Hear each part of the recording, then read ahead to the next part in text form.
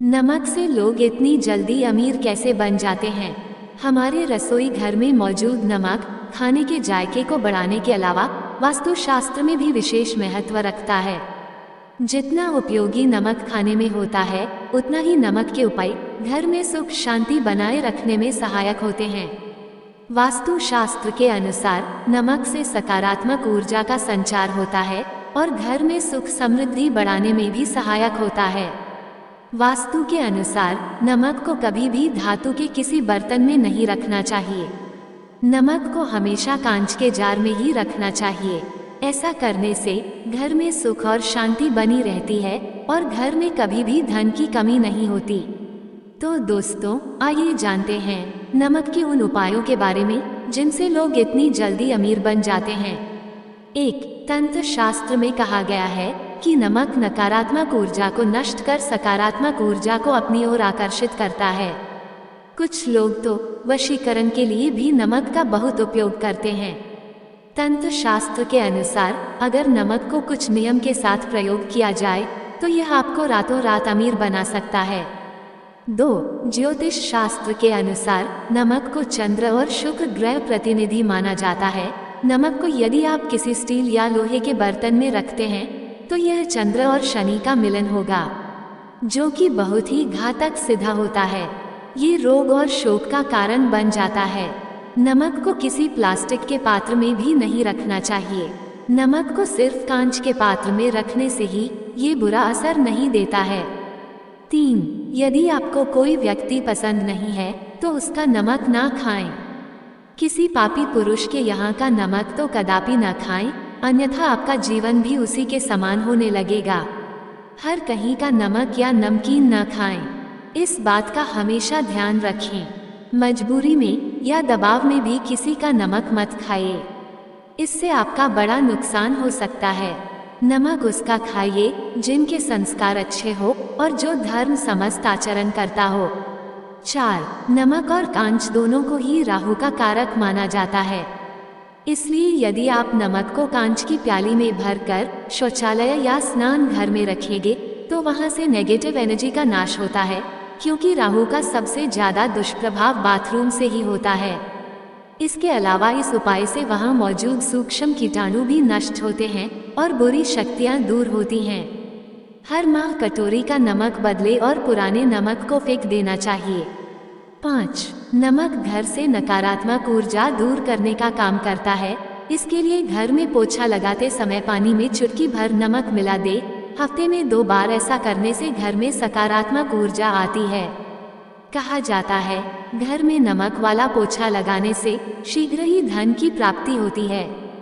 कर्ज से मुक्ति के लिए आप नमक के पानी से हर रविवार को पोछा लगाएं। इससे आपकी धन संबंधी परेशानी खत्म होती है, साथ ही आपको कर्ज से मुक्ति भी मिलती है।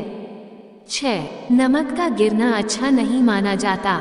बल्गेरिया, यूक्रेन और रोमानिया जैसे देश में इसे दुर्भाग्य और विवाद का सूचक समझा जाता है। हमारे धर्म शास्त्रों में भी इसका गिरना अशुभ माना गया है। नमक के गिरने से चंद्रमा और शुक्र दोनों कमजोर हो जाते हैं। 7. नमक को कभी भी किसी व्यक्ति को अपने सीधे हाथ से नहीं देना चाहिए।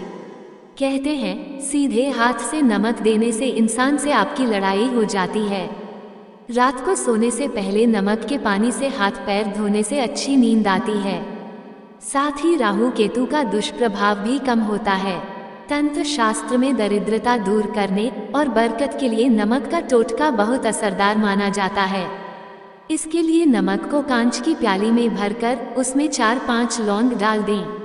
ऐसा करने से घर पर लक्ष्मी माँ की कृपा बनी रहती है और धन में दिन दूनी रात चौगुनी बरकत होती है। 8. कई बार बिना किसी वजह के मन में बेचैनी होने लगती है।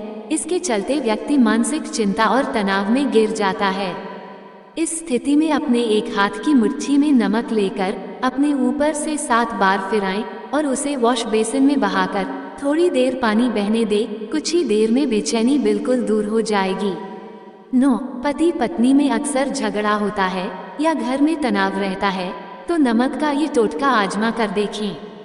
एक कांच की कटोरी या गिलास में सेंधा नमक डालकर इसे अपने बेडरूम में रख दें। कमरे रूम में रख दें। कमरे से नकारात्मक ऊर्जा खत्म होगी और घर के हालात सुधर जाएंगे। दाम्पत्य संबंधों में सुधार के लिए रात में सेंधा नमक या सफेद साबुत नमक का एक छोटा टुकड़ा अपने बेडरूम के कोने में रखकर सो जाएं। इससे पति पत्नी के बीच प्यार बढ़ता है। 10. कई बार हमारे जीवन में धन की कमी होने लगती है, जिसकी वजह से हमारी आर्थिक स्थिति बिगड़ जाती है। ऐसे में कांच के एक गिलास में 1 चम्मच नमक डालकर घर के दक्षिण पश्चिम स्थित कोने में रखें। इस पानी के गिलास के पीछे एक लाल रंग का बल्ब भी लगा दीजिए। ऐसा करने से आर्थिक समस्या से निजात मिलता है। कुछ ही दिनों में आपके घर के संकट दूर होने लगते हैं और पैसा आने लगता है। लेकिन यह उपाय करने के लिए आप समय समय पर इस पानी को बदलते रहें। साथ ही यह उपाय रविवार और मंगलवार को जरूर करें, तभी इसका फल मिलता है। 11. जिन लोगों को नौकरी नहीं मिल रही या बिजनेस में घाटा हो रहा है, तो उनके लिए शास्त्र में यह उपाय बताया गया है। इसके लिए आपको अपने हाथ में पिसा हुआ नमक लेकर उसे सिर पर से 3 बार घुमाना है। फिर अब इस नमक को दरवाजे के बाहर फेंक दें। ऐसा लगातार 3 दिनों तक करें। यदि इससे भी लाभ न मिले तो नमक को अपने सिर पर से उतार के शौचालय में डालकर फ्लश कर दें। इससे निश्चित रूप से लाभ मिलेगा। 12. यदि हफ्ते में एक बार बच्चों को चुटकी भर नमक डालकर पानी से नहलाएंगे तो उन्हें बुरी नजर नहीं लगेगी। इसका वैज्ञानिक कारण भी है कि ऐसा करने से उन्हें एलर्जी से संबंधित कोई बीमारी भी नहीं होगी। इसके अलावा यदि आपको या किसी बच्चे को किसी की नज़र लग गई है तो 7 बार 1 चुटकी नमक उसे पर से उतार कर उसे बहते पानी में बहा दें। इससे नज़र दोष दूर हो जाएगा। 13. अगर कोई लंबी बीमारी से ग्रसित है तो उसके सिरहाने कांच की एक बर्तन में नमक रखें। 1 सप्ताह बाद उस नमक को बदलकर दोबारा नमक रखते हैं। धीरे धीरे सेहत में सुधार होने लगेगा। इस उपाय के साथ चिकित्सीय परामर्श भी लेते रहें। दिवाली से पहले धनतेरस पर नमक खरीदा जाता है, लेकिन क्या आप जानते हैं कि धनतेरस वाले दिन नमक खरीदना भी बेहद शुभ माना जाता है। ऐसा माना जाता है कि इस दिन नमक खरीदने से मां लक्ष्मी की कृपा बनी रहती है। मां लक्ष्मी का अवतरण समुद्र मंथन से हुआ है और नमक भी यहीं से ही निकलता है। धनतेरस के दिन नमक खरीदकर घर लाना चाहिए और इसे खाना बनाने में इस्तेमाल करना चाहिए। धनतेरस के दिन नमक किसी को उधार या दान में नहीं देना चाहिए। नमक को शुक्रवार के दिन खरीदना चाहिए। नमक को सूर्यास्त के बाद या रात के समय नहीं खरीदना चाहिए। दोस्तों, जानकारी अच्छी लगी हो तो इस वीडियो को लाइक करके चैनल को सब्सक्राइब जरूर करें। जय श्री कृष्ण। दोस्तों, आपको ये जानकारी कैसी लगी कृपया कमेंट करके जरूर बताएं। वीडियो पसंद आया हो तो लाइक करें और ऐसी ही और भी बहुत सारी कहानियों को सुनने के लिए चैनल को सब्सक्राइब जरूर करें। गीता के 51 अनमोल विचार। कोई कुछ भी कहे, बस अपने आप को शांत रखो, क्योंकि सूरज कितना भी तेज क्यों न हो, समुद्र सूखता नहीं है। जहां आपकी कोई कीमत नहीं है, वहां पर रुकना अनुचित है, चाहे वो किसी का घर हो या किसी का मन। जब कोई हाथ और साथ दोनों ही छोड़ देता है, तब कुदरत कोई न कोई उंगली पकड़ने वाला भेज देता है। उन्हीं का नाम कान्हा है। जो मन को नियंत्रित नहीं करते हैं, उनके लिए वह शत्रु के समान कार्य करता है। हे अर्जुन, व्यक्ति जो चाहे बन सकता है, यदि वह विश्वास के साथ इच्छित वस्तु पर लगातार चिंतन करे। सिर्फ दुनिया के सामने जीतने वाला ही विजेता नहीं होता, बल्कि किन रिश्तों के सामने कब और कहां पर हारना है, यह जानने वाला भी विजेता होता है। जो लोग बुद्धि को छोड़कर भावनाओं में बह जाते हैं, उन्हें हर कोई मूर्ख बना सकता है। वक्त से पहले मिली चीजें अपना मूल्य खो देती है, और वक्त के बाद मिली चीजें अपना महत्व। मनुष्य को अपने कर्मों के संभावित परिणामों से प्राप्त होने वाली विजय या पराजय, लाभ या हानि, प्रसन्नता या दुख इत्यादि के बारे में सोचकर चिंता से ग्रसित नहीं होना चाहिए। आत्मा पुराने शरीर को वैसे ही छोड़ देती है, जैसे मनुष्य पुराने कपड़ों को उतार कर नए कपड़े धारण कर लेता है।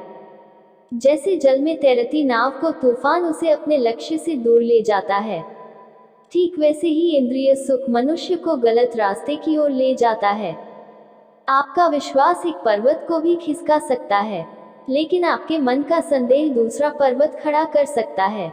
हमारा खुद पर विश्वास होना बहुत ही जरूरी है, क्योंकि हम अपने रास्ते पर खुद चलते हैं।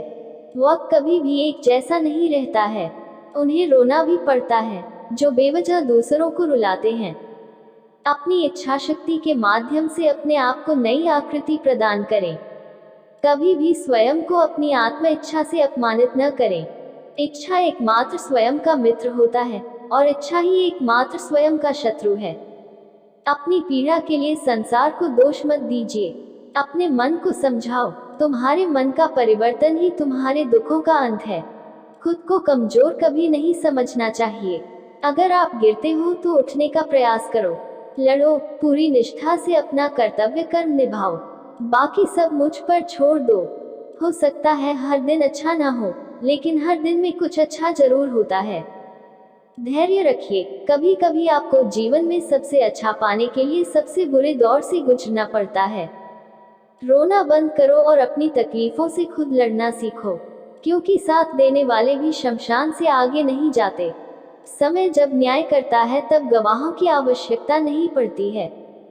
एक उपहार तभी असली और पवित्र है जब वह हृदय से किसी सही व्यक्ति को सही समय और सही जगह पर दिया जाए, और जब उपहार देने वाला व्यक्ति के दिल में उस उपहार के बदले कुछ पाने की उम्मीद न रखता हो। सुंदरता आपकी दृष्टिकोण में होती है।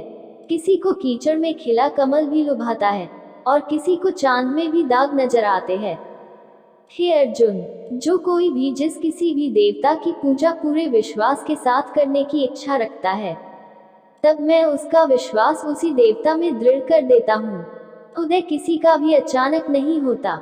सूर्य भी धीरे धीरे निकलता है और ऊपर उठता है। धैर्य और तपस्या जिसमें है वही संसार को प्रकाशित कर सकता है। हे अर्जुन, स्वर्ग प्राप्त करने और वहां कई वर्षों तक वास करने के पश्चात एक असफल योगी का पुनः एक पवित्र और समृद्ध कुटुंब में जन्म होता है। हे अर्जुन, जो व्यक्ति अपने समान सर्वत्र सम देखता है, चाहे वह दुख हो या सुख हो, वह परम योगी माना जाता है। प्रेम हो या प्रार्थना ये तो मालूम नहीं, पर जो आपसे है किसी और से नहीं। अहंकार और संस्कार में फर्क है। अहंकार दूसरों को झुकाकर खुश होता है, संस्कार स्वयं झुककर खुश होता है। सेवा सबकी करो, मगर आशा किसी से मत रखो, क्योंकि सेवा का सही मूल्य ईश्वर ही दे सकते हैं। जब सत्य की असत्य से लड़ाई होगी तो सत्य अकेला खड़ा होगा और असत्य की फौज लंबी होगी, क्योंकि असत्य के पीछे मूर्खों का झुंड भी होगा। अकेले रहना तुम्हें यह भी सिखाता है कि वास्तव में तुम्हारे पास स्वयं के अलावा और कुछ भी नहीं। जब परिवार के सदस्य अप्रिय लगने लगे और पराये अपने लगने लगे, तो समझ लीजिए विनाश का समय आरंभ हो गया है। क्रोध आने पर चिल्लाने के लिए ताकत नहीं चाहिए, मगर क्रोध आने पर चुप रहने के लिए खूब ताकत चाहिए होती है। जो आपका है वो आपको मिलकर ही रहेगा, फिर चाहे उसे छीनने के लिए पूरी कायनात एक हो जाए। दो प्रकार के व्यक्ति इस संसार में स्वर्ग से भी ऊपर स्थित होते हैं। एक वो जो शक्तिशाली होकर भी क्षमा कर देते हैं, और दूसरे वो जो दरिद्र होकर भी कुछ दान करते हैं। प्रेम शरीर या सुंदरता को देखकर नहीं होता है, प्रेम हृदय से होता है। जहाँ दो हृदय मिल जाए वही प्रेम जन्म लेता है। किसी भी व्यक्ति को अच्छे से जाने बिना दूसरों की बातें सुनकर उसके प्रति कोई धारणा बना लेना मूर्खता है। अगर साफ नियत से मांगा जाए तो ईश्वर नसीब से बढ़कर देता है। जब भी विनाश होने का प्रारंभ होता है, शुरुआत वाणी के संयम खोने से होती है। जीवन में सब कुछ खत्म होने जैसा कुछ भी नहीं होता। हमेशा एक नई शुरुआत हमारा इंतजार कर रही होती है। जीवन में यदि खुश रहना है तो अधिक ध्यान उस चीज पर दे जो आपके पास है, उस पर नहीं जो दूसरों के पास है। उस दिन हमारी सारी परेशानियां खत्म हो जाएगी। जिस दिन हमें यकीन हो जाएगा कि हमारा सारा काम ईश्वर की मर्जी से होता है। विपत्ति में धैर्य, वैभव में दया और संकट में सहनशीलता ही श्रेष्ठ व्यक्तियों के लक्षण हैं। जो व्यक्ति स्पष्ट और सीधी बात करता है उसकी वाणी कठोर जरूर होती है, लेकिन वह कभी किसी के साथ छल नहीं करता। जो अच्छा लगे उसे ग्रहण करो और जो बुरा लगे उसका त्याग। फिर चाहे वह विचार हो, कर्म हो या मनुष्य, बुराई बड़ी हो या छोटी, हमेशा विनाश का कारण बनती है। क्योंकि नाव में छेद छोटा हो या बड़ा, नाव को डुबा ही देता है। परिवार और समाज दोनों ही बर्बाद होने लगते हैं जब समझदार मौन और नासमझ बोलने लगते हैं। आप वापस नहीं जा सकते हैं और शुरुआत को नहीं बदल सकते हैं, लेकिन आप जहां हैं वहीं से शुरू कर सकते हैं और अंत को अवश्य बदल सकते हैं। जब उम्मीदें टूटने लगे, कोई रास्ता दिखाई न दे, तो एक बार भगवद गीता की शरण जरूर ले लेना। जय श्री कृष्णा।